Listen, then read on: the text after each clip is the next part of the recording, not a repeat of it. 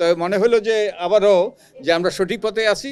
কিছু কিছু গুরুত্বপূর্ণ বিষয় তারা গুরুত্বপূর্ণ বিষয়ের উপর জোর দিয়েছেন, যেমন রাষ্ট্রপতির নির্বাচন। তারা বলছেন সরাসরি আসন হওয়া দরকার, এবং ওনাদের কেউ কেউ বলছেন কোনো নির্বাচনেই যেন পরোক্ষ না হয়, প্রত্যক্ষ হয়, প্রত্যেকের কনস্টিটিউয়েন্সি থাকে। এবং রাষ্ট্রপতির নির্বাচন সরাসরি হওয়ার কথা বলেছেন। তারপরে স্থানীয় সরকার নির্বাচন নির্দলীয় হওয়ার এবং সংসদীয় পদ্ধতিতে নয় ওনারা বলছেন, কারণ ওখানে দলীয়করণ হতে পারে। তারপরে অর্থের উৎসের স্বচ্ছতা যেন নিশ্চিত হয়।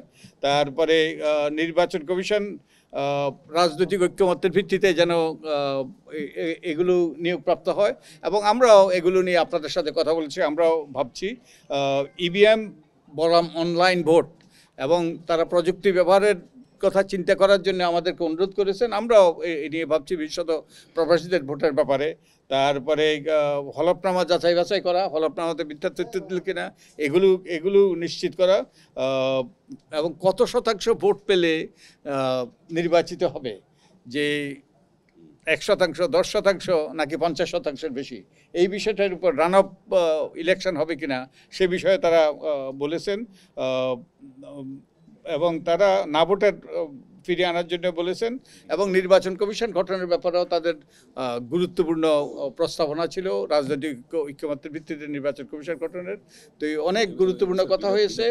এবং বিনা প্রতিদ্বন্দ্বিতা যেন নির্বাচিত না হয়, এই বিষয়ে তারা আলোকপাত করেছেন। আমরা এখনও কোনো সিদ্ধান্ত নেই। আমরা এইগুলো নিয়ে পর্যালোচনা করছি, আলাপ আলোচনা করছি।